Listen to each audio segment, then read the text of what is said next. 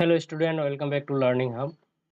তো 5th number কোশ্চেনে দেওয়া আছে a cycle bought for rupees 5000 and sold it at a profit of 12%. Find the SP selling price of the cycle.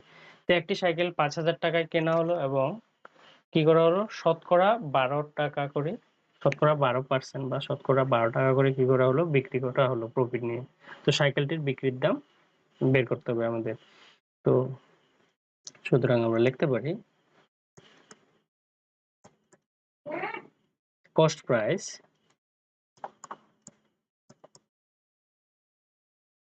equal to দেওয়া আছে কত rupees 5000 এবং profit percentage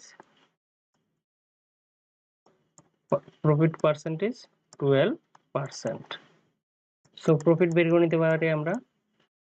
profit কি হয়ে যাবে? প্রফিট হয়ে যাবে কস্ট প্রাইসের প্রফিট পার্সেন্ট। তো আমরা লিখতে পারি প্রফিট ইকুয়াল টু কি হয়ে যাবে আমাদের কস্ট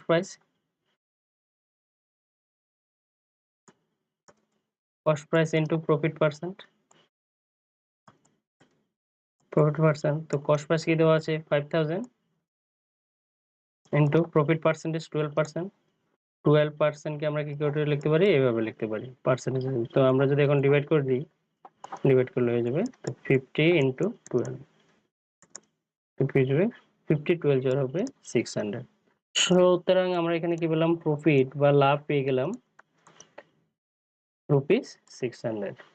তো সুতরাং এখানে কি অ্যাকচুয়াল কস্ট হচ্ছে জিনিসটির কেনা দাম হচ্ছে 5000 টাকা এবং প্রফিট কত 600 টাকা। তো সুতরাং সেলিং প্রাইস হয়ে যাবে, তো selling price will be cost price plus profit। তো কস্ট প্রাইস দেওয়া আছে 5000 প্লাস প্রফিট হচ্ছে 600। তো आंसर হিসেবে 5600। so answer is selling price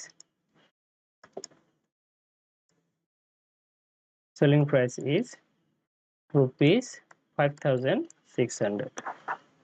Thank you for watching the video.